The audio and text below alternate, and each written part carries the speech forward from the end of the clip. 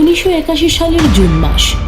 তেহরানের দক্ষিণ প্রান্তের এক পুরনো মসজিদে জোহরের নামাজ শেষ করে মাত্র বক্তব্য দিতে দাঁড়িয়েছেন এক তরুণ ধর্মগুরু।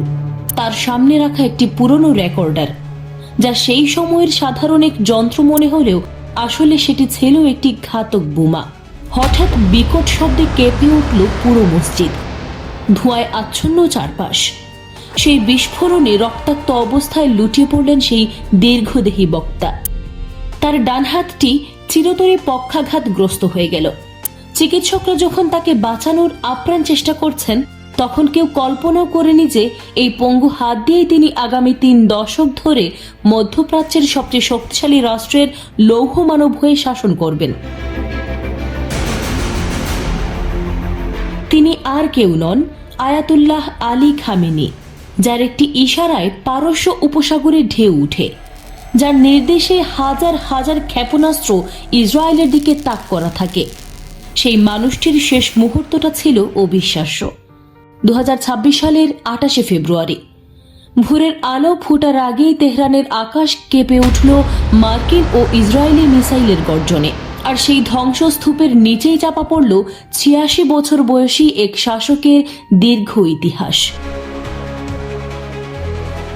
আজ আমরা খামেনির সেই অবিশ্বাস্য উত্থান এবং রক্তাক্ত পতনের গল্প জানব।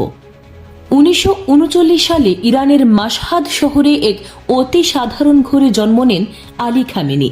ছোটবেলায় দারিদ্র্য এতটাই ছিল যে মাঝে মাঝে না খেয়েও থাকতে হয়েছে, কিন্তু তার মাথায় ছিল বিপ্লবের নেশা।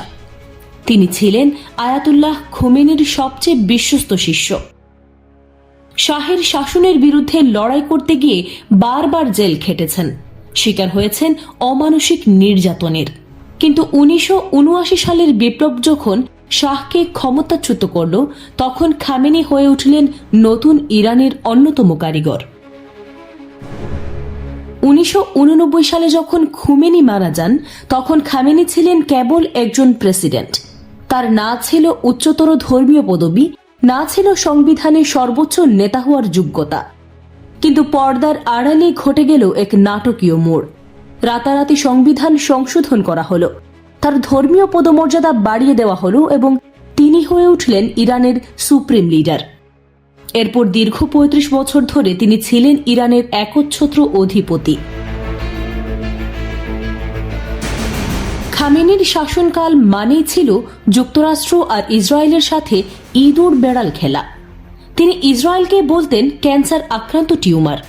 তার সময়েই ইরান পারমাণবিক শক্তির ধার প্রান্তে পৌঁছায়। এমনকি ডোনাল্ড ট্রাম্প যখন তার প্রিয় বন্ধু জেনারেল কাশেম সুলাইমানিকে হত্যা করেন, তখন খামেনি প্রকাশ্যে কান্নায় ভেঙে পড়েছিলেন এবং শপথ করেছিলেন কঠোর প্রতিশোধের। 2026 সালের শুরু থেকেই ইরান ইসরায়েল যুদ্ধ এক চূড়ান্ত রূপ নেয়। গত কয়েক সপ্তাহের রক্তক্ষয়ী সংঘাতের পর গত শনিবার ট্রুথ সোশ্যালে একটি পোস্ট দিয়ে পুরো পৃথিবীকে স্তব্ধ করে দেন ডোনাল্ড ট্রাম্প। তিনি জানান, খামেনি খতম। তেহরানের তার নিজস্ব দপ্তরে হওয়া সেই হামলায় খামেনির সাথে প্রাণ হারিয়েছেন তার পরিবারের সদস্যরাও। 40 দিনের রাষ্ট্রীয় শোক আর 7 দিনের ছুটির ঘোষণা দিয়ে ইরান এখন স্তব্ধ।